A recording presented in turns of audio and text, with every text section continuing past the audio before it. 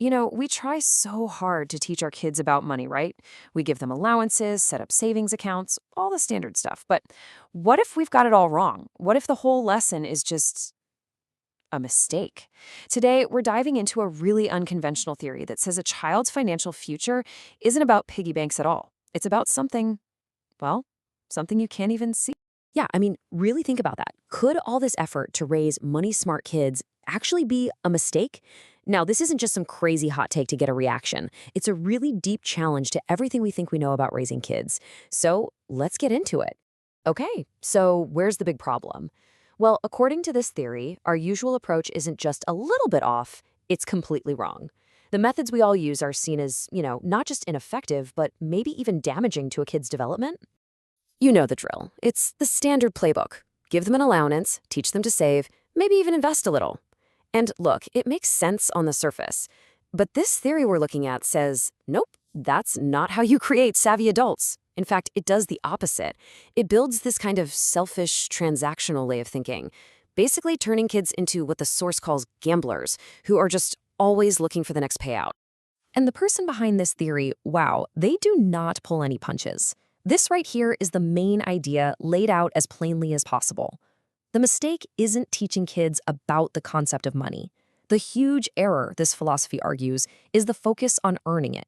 That's the red line you just don't cross when they're young. So what's the big deal? What's the harm? Well, the idea is that by making a kid fixate on money, their mind gets wired to be too fast. It's like it's always in a sprint. And when you're just racing for that reward, for that cash, everything else gets left in the dust. Things like curiosity, creativity, just the simple joy of learning something new. Okay, so if the old way is so bad, then what are we supposed to do? This is where things get really interesting. The theory pivots from just criticizing to offering a totally different solution.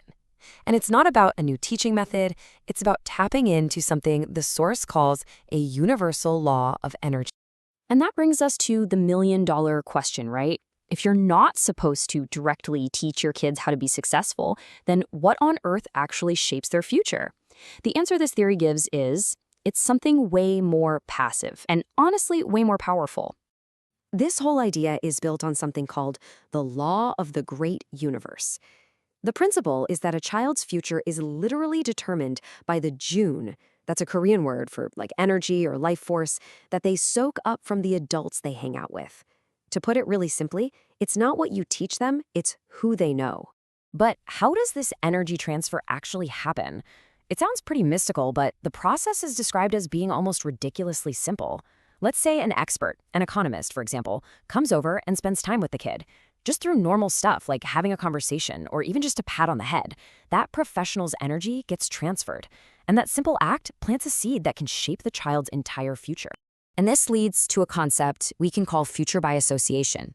This is where the theory lays out some really specific, kind of mind-blowing examples of how this invisible force is supposed to work. So the logic is basically like a direct download. A child becomes who they meet. If an economist visits, you get an economist. A scientist visits, you get a scientist. An entertainer, you get an entertainer. The idea is that the profession of the adults your kid is regularly around will literally become their profession. Simple, direct, and, according to this theory, unbelievably powerful. Now, hold on, because this isn't just about positive role models. The theory goes a step further with a really stark example to prove the point. It says that if a child is constantly around a thief, they will absorb that thief energy and become a thief themselves. And get this, it happens even if the child has no idea what that adult does for a living. The influence is completely subconscious and totally unavoidable. Okay, but life is messy, right? Kids are around lots of different people, so what happens then? Well, the theory has an answer for that too. It's basically a percentage game. So if a kid gets, say, 70% of their energy from entertainers and 30% from economists, they don't just pick one. They become a blend. They'll literally be a person who is 70% entertainer and 30% economist in how they live and work. So if we take this theory seriously for a moment, what does it mean for parents? What's the big takeaway? Well, it completely changes the job description. Your focus shifts away from being a teacher and turns you into more of a curator.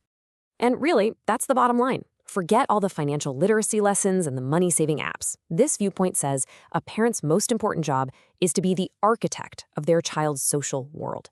The human environment you build around them, the people they meet, the talks they listen in on, that is their real education. And just to be clear, this isn't about sitting back and hoping for the best. The theory is very direct about this. It takes work. It takes intentional effort.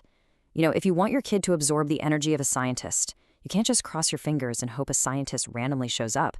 You have to actively create a lifestyle, a pattern of life, where those kinds of interactions happen all the time. Your world literally builds theirs. It's a wild idea, isn't it? It completely flips our whole way of thinking about raising kids upside down. And it leaves all of us with a really powerful, kind of personal question to chew on. Take a good look at the people who are around your children the most. Whose energy are they soaking up? And what kind of future is that energy building for them?